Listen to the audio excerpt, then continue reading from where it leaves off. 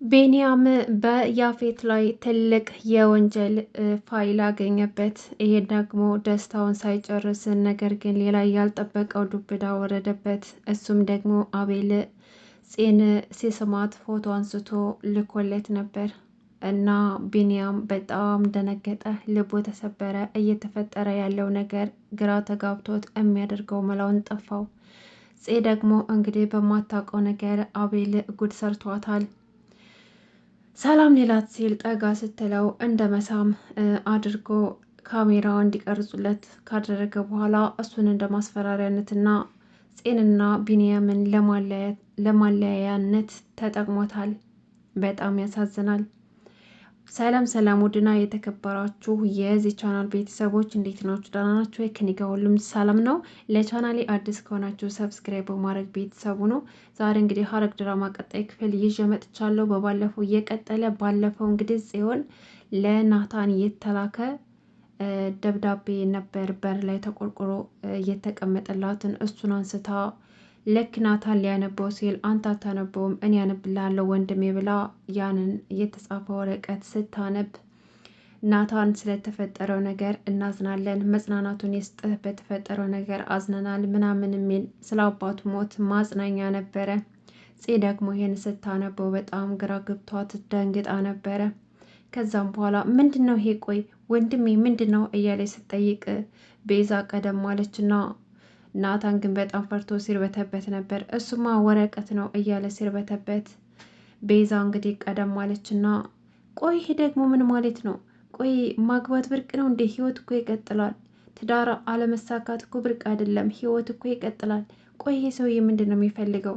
ልጅቷን እንደሆነ ወስዷታል። ለምንድን ነው እኛን የማይተው? ደግሞ ናታን ኤፍራታን አለገባትም ማለት ህይወት እዚህ ላይ ያቆማል ማለት አይደለም። ህይወት ይቀጥላል እያለች ነገሩን ለመቀየስ ትሞክራለች። ከዛም በኋላ ሎሊትም ደግሞ አፍጥጣ ቀረች። ነገር ግን ከዚህ ደብዳቤ ጀርባ ያለችው ሎሊት ነበረች። ምክንያቱም እነሱን ለማስፈራሪያነት ስለምትጠቀም እንግዲህ ቤዛና እንዲሁም ደግሞ ሌሎችም እዛ ቤት ያሉት ሰዎች እሷን በሱ እያስፈራራች በዚህ እንዳትሰማ የአባቷን ሞት በዛ እያስፈራራች የፈለገችውን ነገር ማድረግ ስለምትፈልግ ሎሊት ከዚህ ሁሉ ጀርባ ሎሊት እጅ አለበት ማለት ነው። እንግዲህ እዛ ላይ ነበር ያለቀው። ዛሬ ደግሞ ስለተፈጠረው ነገር ይቅርታ ጠይቃ ጽዮን ለወንድሟ እኔ እኮ እንደዚህ መሆኑ ባቅ ኖሮ አልከፍተውም ነበር፣ ይቅርታ ወንድሜ፣ ይህን ደብዳቤ አንብቤ ስላስከፋው ይቅርታ ትለዋለች። እሱም ደግሞ ምንም ችግር የለውም ብሎ ነገሩን ለማለፍ ይሞክራል። ምክንያቱም ናታን አሁን ላይ ጽዮን የአባቷ መሞት ስላልሰማ በጣም ደስ ብሎት ነበረ። ከዛም በኋላ እራት በልተው ካቆሙ በኋላ ቆይ ይሄ ነገር የፌት ስራ ነው አይደለ አለችው። ናታንም ማለት ነው። ናታም ደግሞ ይሆናል ሌላ ማን ሊሆን ይችላል እሱ ነው እንጂ ይሄ ውሻ ቆይ መቼ ነው የሚፋታኝ እያለም ሲላት ነበረ። ቆይ ምንድን ነው የሚፈልገው? ኤፍራታን እንደሆነ ወስዷል። ምንድን ነው ከኛ የሚፈልገው? ምንድን ነው ከኛ የቀረው? እያለችም ቤዛ ስትናገር ነበረ። ከዛም በኋላ እንግዲህ ናታን ቤዛ ስለ ሆቴሉ ሲያወራት ነበር። የጓደኛዋን ሆቴል እንደምትገዛው ስለነገረችው ስለዛ ሆቴል አንዳንድ ነገር እየጠየቃትና እያደረገች ባለችው ነገርም እርግጠኛ እንደሆነችና ችግር እንደማይፈጠርባት ጠየቃትና እሺ በቃ እርግጠኛ ከሆንሽ ብሎ ትቷት ሄደ። ከዛም በኋላ እንግዲህ ቤዛም የራት ምሽት ስላሳለፉ ተመስገን ጌታዬ፣ እንደዚህ እኮ እንረጋጋለን ብዬ አላሰብኩም ነበር፣ ይሄ ቀን ይመጣል ብዬ እኮ አልጠበቅኩም ነበር እያለች ብቻዋን ቁጭ ብላ እንግዲህ ጽና ናታን የሆነ ነገር የወረውሩባትና በጨለማ በረንዳ ላይ እንደተቀመጠች ያስደነግጧታል። ቤዛም ደግሞ በጣም ፈርታ ስለሆነ ናታን ናቱ እያለች በር ብትቆረቁርም እንዲከፍቱላትም አልቻሉም ነበር። ከዛም በኋላ በጣም ፈርታ የተንቀጠቀጠች ይከፍቱላትና እየተጫወቷት እየቀለዱባት እንደሆነ ነገሯት። እሷም ደግሞ በጣም ደንግጣና ፈርታ ነበርና አቀፈቻቸው ሁለታቸውንም። እንግዲህ በባለፈው ደግሞ ናታን ኤፍራታን ውጭልኝ ብሎ ስላባረራትና በጣም ስለከፋት እያለቀሰች መሬት ላይ ወድቃ ስታለቀስ ያፌት አንስቶ አጽናንቷት ነበረ። ከዛም በኋላ እዛው እንዳቀፋትና እሱም የተፈጠረበትን ነገር ከነገራትም በኋላ አብረው እንድትቃቀፉ በዛው ተኝተው አድረዋል። ጠዋት ስትነቃ ኤፍራታ ሶፋ ላይ ነበሩ። ያፌት ያፌት ብላ ቀሰቀሰችውና ወየኔ ንግስት እዚሁ አደርን አይደል አላት። አዎ እዙ አደርን።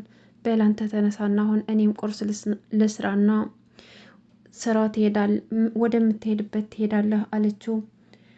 ያፌትም ደግሞ አይ እንደዛማ ሊሆን አይችልም፣ ብቻዬን አልሄድም፣ ይልቁንስ ሁለታችንም ቁርሳችንን በልተን አብረን እንወጣለን። ዛሬ በዚህ ሁኔታሽ እቤት ጥዬሽ አልሄድም፣ ውጭ ሄደን አንዳንድ ነገሮችን በዛው እንገዛለን ይላታል ያፌት። ከዛም በኋላ አይ እኔ እንኳን በዚህ ሁኔታ መውጣት አልችልም አለች ኤፍራታ።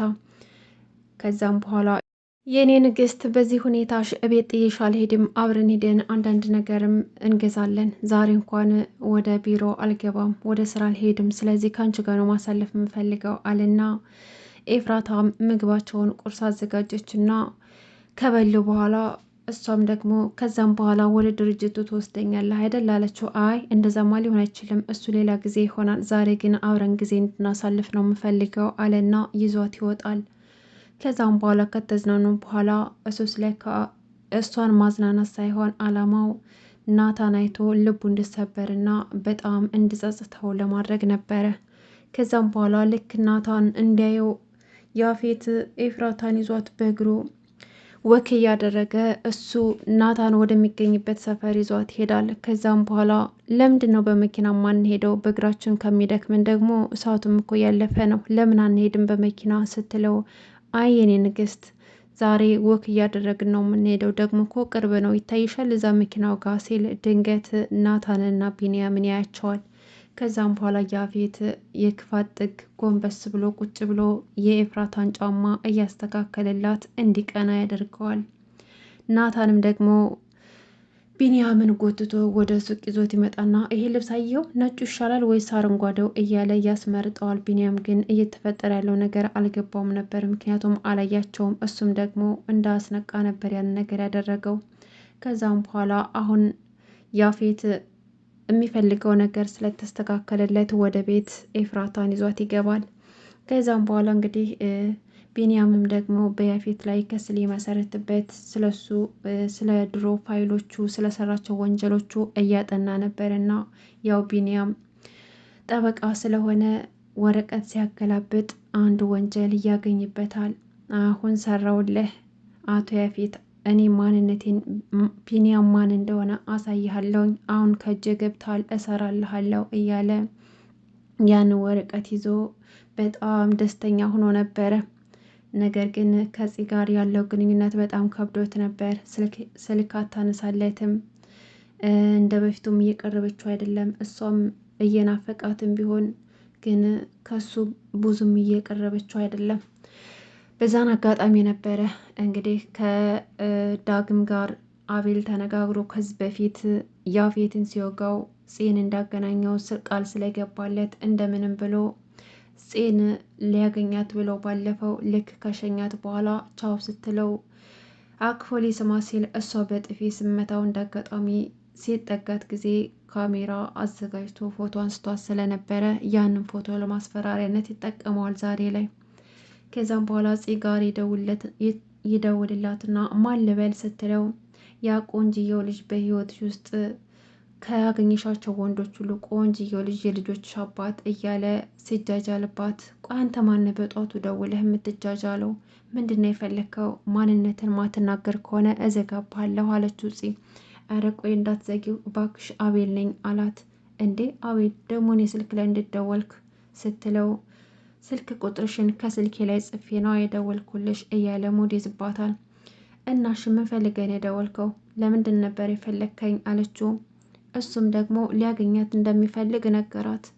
ፂም ደግሞ ኧረ እባክህ ጭራሽ ደግሞ ይሄ ማስፈራሪያ ነው ወይስ ትዕዛዝ ነው? አንተ ማን ስለሆንክ ነው እኔን የምታዘኝ? እያለ ስትጮህ የኔ ቆንጆ ጨካኝ እንደሆን እንዳታደርግኝ፣ አሁን ነይ የምልብሽ ቦታ እንድትመጪ፣ ካልሆነ ግን ቴሌግራም ላይ ላንች የሚሆን ቆንጆ መልእክት አስቀምጬልሻለሁ ይላታል።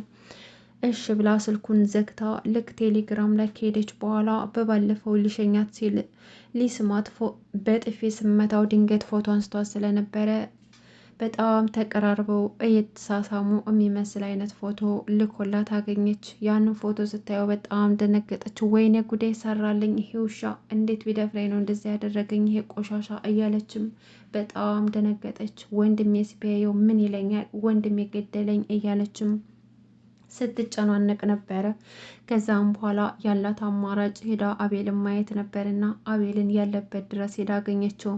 እሱም ደግሞ ልክ ቀብረር ብሎ በቃ በሙሉ ኮንፊደንስ ጽን እንደሚያገኛትና የፈለገውን ነገር እንደሚያደርግ ነገራት። ከዛም በኋላ አሁን ቦታ እንቀይር ሲላት አይ ይዙ ይሻላል አለችው። እሱም ደግሞ እኔ ሰው ሲያየኝ አልወድም፣ ሰው የሚበዛበት ቦታ አይመቸኝም፣ ብቻችን እንድንሆን ነው የምፈልገው ሲላት አይ በቃ ችግር የለውም ለዛሬ እዝንሆንና ለወደፊት ደግሞ እንቀይራለን ብላ ታሳምነዋለች። እሺ እኔ ቆንጆ አንቺ ካልሽልና በቃ ለዛሬ ይበቃናል፣ እኔም ወደ ቤት ልሄድ መሽቷል በቃ አለችና ወደ ቤት ከሄደች በኋላ አቤል ግን በዚህ አላቆመም ነበር። ያንን ያለውን ፎቶ ለቢንያም ይልክለታል። ቢንያም ሲያየው በጣም ልቡ ተሰበረ። ያየውን ማመን አቃተው። በጣም አዘነ። እንዴት እንደዚህ ታደርግኛለሽ ጽ እያለ እያሳለፉትን ነገር ሁሉ ማስታወስ ይጀምራል። አቤል ግን አላማው አንድና አንድ ጽን ከቢኒቅ ላይቶ የራሱ ማድረግ ነው። የራሱ ቢያፈቅራትም ደግሞ እንደዛ አያደርግም ነበር። ነገር ግን ልክ እንደ ያፌት ኃይሉንና ጉልበቱን አረመኔነቱን ጨካኝነቱን እያሳየ ነው። ጺም ደግሞ እየተፈጠረባት ባለው ነገር በጣም ፈርታ ነበርና ቤት ውስጥ በቃ ተረጋግታ መቀመጥ አልቻለችም። ብቻዋን በጨለማ ሄዳ ስታስብና ስትንሰላሰል ነበረ። ስልክ ብዙ ጊዜ ቢንያም አንሺ እባክሽን እያለ ስልክ ሲደውላት ቆይቶ ልታነሳለት አልቻለችም ነበር። ምክንያቱም በሀሳብ ተውጣለች፣ አላየችውም። እንግዲህ እንዴ ይህ ሁሉ ስልክ ሲደወልብኝ የት ነበር ብላ በረገገች። ግን ምንድን ነው ደግሞ ይሄ ብላ መልእክት ስታይ የሆነ መልእክት ተልኮባታል። እሱም ደግሞ ከቢንያም ነበረ። ቢንያም ፎቶ እንደደረሰውና ስለዛ ፎቶ ነበር የጻፈላት።